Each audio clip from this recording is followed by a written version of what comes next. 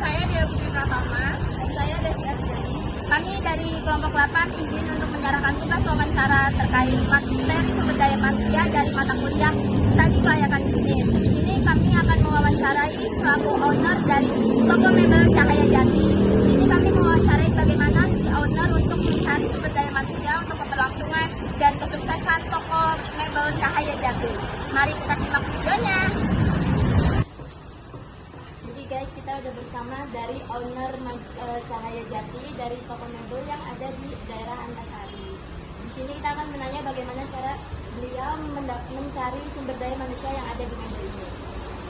Tapi sebelum itu dengan saya bertanya, kenapa kakak pilih Cahaya Jati sebagai nama dari toko ini, dan apakah ada filosofinya dari nama ini? Kalau filosofi kita ngambil dari nama Cahaya Jati, ya cahaya yang artinya dari keterbalikan dari lawan kata dari gelap. Jadi kita kasih nama cahaya supaya kita masa depannya seperti cahaya terang. Saya sih filosofi. Bagus.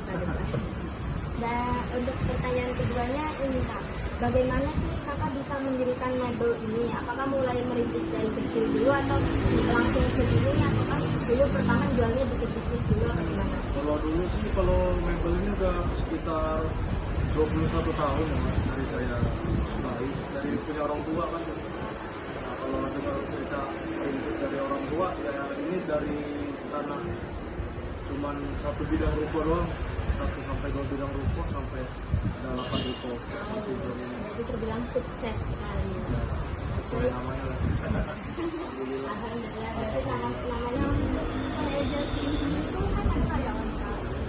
Nah, gimana sih Kak cara sampai mencari karyawan gitu? Kriterianya gitu. Kalau mencari, kalau sesuai kriteria, yang pertama ya yang punya skill bagus, yang punya niat kerja tinggi, dan punya sifat loyalitas yang tinggi sama kita. Kemudian untuk nyarinya ya dari mulut ke mulut, dari door to door gitu, offline. Nah, pasti kan ada tantangan ya kayak untuk menghadapi saat mencari sumber daya manusia ke karyawan. Itu ada nggak tantangannya gitu Kak? Kalau tantangannya mempertahankan karyawan yang di sini. Kalau untuk mencarinya itu banyak sih Mbak, kalau untuk karena kita model jasa kan, kalau jasa ya kayak Gojek, itu kan banyak dia. Kecuali kalau dia punya skill kayak contoh mikir. Nah kalau mikir kita harus impor dari Jawa. Kayak kalau di Lampung ya udah gitu. Terima kasih ya. Misalnya tuh maksudnya nyari karyawan itu dari platform apa, kayak dari ibu-ibu lah atau? Ya itu offline Mbak, door to door, kadang dari karyawan ke karyawan. Ya contoh mau nyari karyawan yang lain, ya kita panggil teman-teman dia gitu. Dari teman ke teman. Dari teman ke teman karyawan. Kalau untuk kriteria ya skill. Nah, bagus. Kalau untuk strateginya untuk menemukan karyawan yang pas, Menemukan karyawan yang pas dan kualitas, yang pasti kita training selama 1 minggu sampai 2 minggu ya. Kalau pas untuk usaha kita ya kita lanjutkan, kalau enggak ya kita cut off.